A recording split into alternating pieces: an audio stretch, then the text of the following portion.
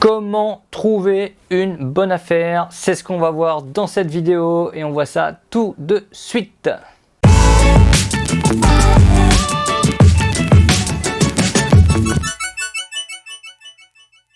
Salut, c'est Seb, bienvenue dans cette nouvelle vidéo, je suis content de te retrouver. Avant de commencer, tu fais comme d'habitude, tu peux télécharger mon heure de formation que tu trouves en lien sous la description et les 3 petits cadeaux pour faire ta visite, tes rendez-vous bancaires et tes calculs de rentabilité. Alors, comment trouver une bonne affaire? D'abord, c'est quoi une bonne affaire? C'est un bien qui est en dessous du prix du marché, c'est un bien qui nous rapportera du cash flow, et c'est un bien qui, une fois acheté, les frais de notaire achetés et les travaux faits, pourra se revendre sans perdre de l'argent. Voilà, c'est ça une bonne affaire. Alors, comment la trouver? Alors c'est pas si simple, mais il y a des techniques et c'est vrai que on peut en trouver. On peut en trouver pas mal, il faut juste savoir comment faire. Alors, tout d'abord, il va falloir trouver une ville adaptée à ce que vous voulez faire. Il ne faut pas chercher une ville et chercher une bonne affaire, il faut en fait chercher une ville par rapport à ce que vous voulez faire. C'est-à-dire que si vous voulez vous faire de la colocation, il faut chercher les villes où il y a des colocations à faire. Voilà.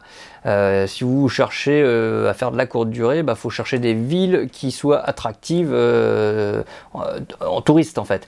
Et du coup, une fois que vous avez listé pas mal de villes, il faut chercher un prix. Il faut chercher un prix au mètre carré des villes qui soit, qui ait un rapport prix achat-location qui soit vraiment le plus faible possible, quoi.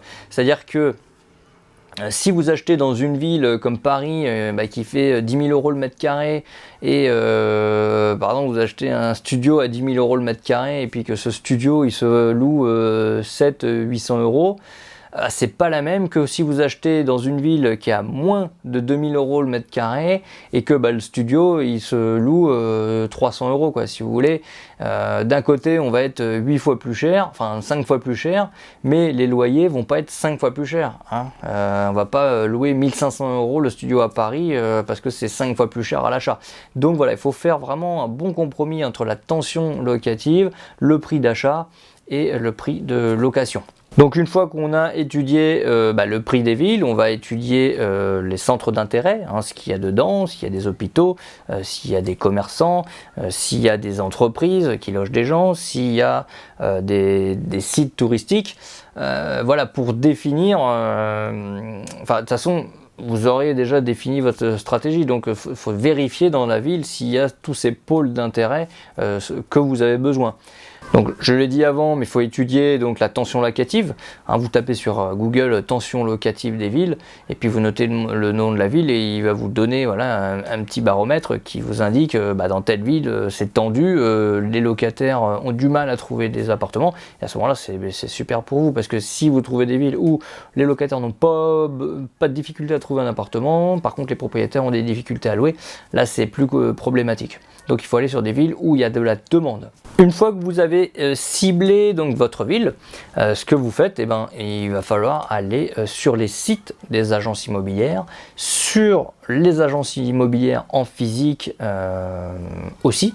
Et donc il va falloir faire ça sur toute la ville. Il va falloir rassembler toutes les agences qu'il y a sur la ville et commencer à vous faire connaître. Le but, en fait, c'est de pouvoir visiter en premier parce que toutes les annonces qu'on va voir sur les sites, généralement, c'est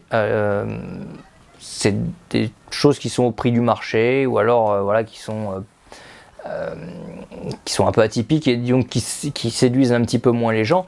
Donc en fait, les pépites partent assez rapidement. Les anomalies du marché ou les prix qui sont pas très chers ou les produits qui sortent rapidement, qui sortent à des prix intéressants, généralement ils partent assez vite et ils atterrissent pas sur les sites comme Le Bon Coin ou les autres. Donc il faut être le premier. Donc il faut réussir à créer une relation avec les agents immobiliers et se faire connaître. Donc en passant dans chaque agence, vous allez faire un petit document, un petit pagivol de page ou d'une page avec vos coordonnées, votre photo, donc avec une carte de visite avec votre photo, comme ça il vous remet parce que une carte de visite il envoie des dizaines par jour. Et donc avec un petit livret marqué votre recherche, ce que vous voulez, ce que vous ne voulez pas, le prix que vous voulez, etc. Et puis gardez le contact avec les agents immobiliers, et de manière à ce que du coup, toutes les 2 semaines, voilà, vous l'appelez. Est-ce que vous avez quelque chose dans mes critères? Est-ce que vous avez quelque chose qui est sorti, etc. Et à force qu'ils vous entendent, à force voilà, qu'ils vous voient, dès qu'il va avoir quelque chose, il va penser à vous, parce que voilà, vous entretenez une relation et vous le rappelez régulièrement. Parce que au départ, vous allez le voir, bon il va voir rentrer un nouveau client, il va rentrer un nouveau mandat, et donc du coup, il va vous appeler pour 1 ou 2 biens, mais il va vite lâcher l'affaire, quoi. Donc il faut le relancer régulièrement. Ensuite, il y a une technique dans laquelle j'ai déjà fait une vidéo. Quand vous recherchez sur les sites d'agence, c'est très simple. Donc je vous renvoie la vidéo ici. C'est comment trouver plus rapidement, voilà, des pépites, comment voir les nouveautés plus rapidement. C'est tout simple. Voilà, vous mettez en favori. Vous ouvrez les 25, 30 agences immobilières, vous allez sur leur site web, vous rentrez les critères que vous avez besoin sur chacun des sites, et puis tous ces onglets-là, vous les mettez dans un seul favori. Comme ça, tous les jours, tous les 2 jours, hop, vous ouvrez votre onglet, vous avez les 20 sites qui arrivent, et vous regardez les nouveautés qui se font, vous les triez par date, et comme ça, voilà, vous êtes à l'affût, et voilà, comme ça, vous avez tous les biens qui sortent, que vous n'aurez peut-être pas vu sur le Bon Coin ou quoi, parce qu'ils ne sont pas encore sortis. Ça, donc, je vous remets la vidéo ici. Vous pouvez donc aller, comme je viens d'en parler aussi, sur le Bon Coin, sur Se Loger, sur PAP. Maintenant, là, il y a beaucoup moins de bonnes affaires, malgré qu'on en trouve des bonnes affaires. Il y a des techniques aussi où vous pouvez aller voir dans les raccourcis de Le Bon Coin. Vous tapez sur Google raccourci Le Bon Coin, il y a des petits mots clés à mettre, des choses quand vous cherchez plusieurs critères. Par exemple, vous mettez immeuble, et en majuscule vous mettez or, maison par exemple, et il va vous rechercher tout ce qu'il y a dans le titre avec immeuble et maison. Donc allez sur Google, vous tapez raccourci mot-clé Le Bon Coin, et il va vous donner, il y a 3-4 petits trucs à s'amuser en fait, à mettre en barre de recherche sur Le Bon Coin. Donc voilà, donc ça c'est des sites où généralement les pépites sont déjà parties, hein, Se Loger, PAP, Le Bon Coin. Donc on peut y aller effectivement tous les jours, tous les 2 jours pareil, mais c'est vrai que ça sera quand même plus compliqué. Vaut mieux aller chercher à la source les bonnes affaires via les agences que sur Le Bon Coin, où les pépites seront déjà un peu parties. Après, le secret, c'est de faire beaucoup de visites. Si vous n'avez pas l'œil à savoir avec les photos qu'on vous envoie, vous rendre compte un petit peu du potentiel, etc. Va faire beaucoup de visites. Alors si vous habitez loin, c'est pareil, il va falloir grouper les visites et faire 15 visites par jour. Si vous habitez près, voilà, en faire pas mal chaque jour. Mais dans tous les cas, voilà, il faut faire beaucoup de visites pour se faire l'œil, pour voir les problématiques, chiffrer les travaux, etc. Et puis un beau jour, voilà, il y a un truc qui tombe, il faut être réactif quand on fait une offre. Et puis même si elles sont agressives, il faut faire des offres aussi, faire beaucoup d'offres. Et là, vous pouvez braquer des vendeurs, mais il peut y avoir des bons vendeurs qui ont besoin de vendre rapidement et qui vous lâchent le bien au prix que vous lui faites la demande. Et après, par contre, si vous habitez proche, ce qui est intéressant, c'est quand vous vous promenez, si vous voulez investir dans votre ville, c'est quand vous allez faire vos courses, quand vous vous promenez, c'est d'aller parler avec les commerçants, savoir c'est les yeux, les oreilles de la ville, hein, les commerçants. Donc voilà, vous parlez avec eux, vous leur demandez ils connaissent des gens qui vendent des choses. Tout de suite ils vont savoir, hein, de toute manière, parce que les gens, avant de mettre sur Le Bon Coin ou sur des sites, ils vont en parler aux commerçants. Donc voilà, il faut lever la tête, hein, les panneaux à vendre, il faut regarder les vieux panneaux à vendre. Des fois il y a des vieux panneaux écrits à la main, donc ça faut y aller. C'est généralement des personnes âgées, hein, qui font ça, les vieux panneaux à la main. On peut regarder les balcons où il y a des pigeons, hein, et où il y a pas mal de pigeons, que les fenêtres sont déglinguées de guano.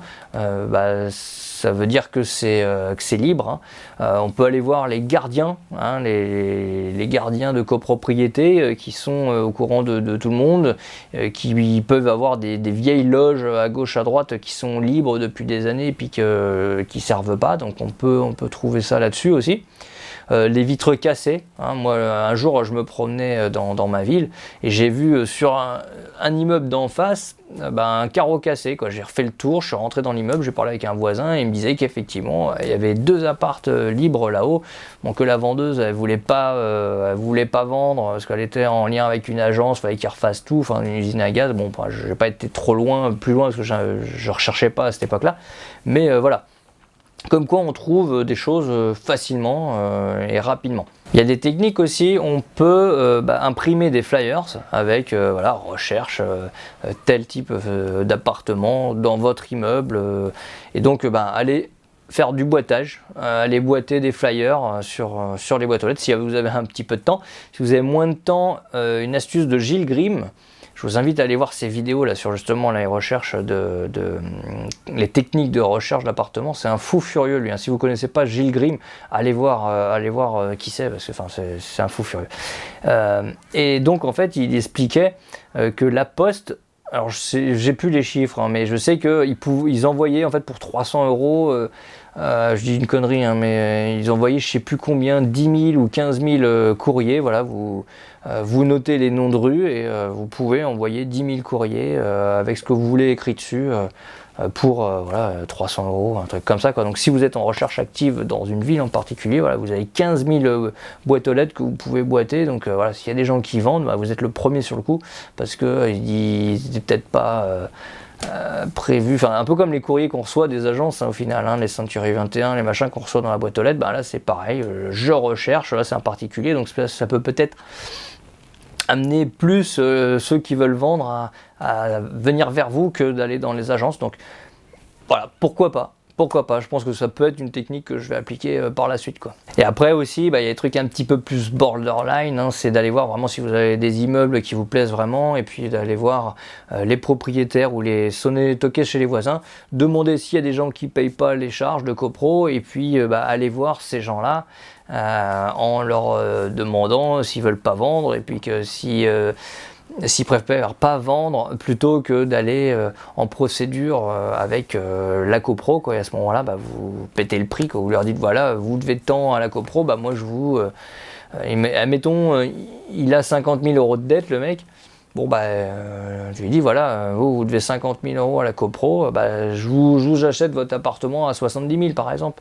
Ça peut être un bon coup, et le mec il est jusqu'à là, il dit ok, vas-y, va pour faire ça, quoi. Donc voilà, donc ça c'est plein de petites astuces pour trouver des bonnes affaires. J'espère que la vidéo vous a plu, mets un pouce et un commentaire, voir si toi tu as d'autres techniques que j'aurais loupées et puis qui peuvent intéresser tout le monde. Donc n'hésite pas à partager tout ça avec nous, et écoute, partage la vidéo aussi, abonne-toi si c'est pas déjà fait, et puis moi je te retrouve la semaine prochaine pour une nouvelle vidéo. Ciao!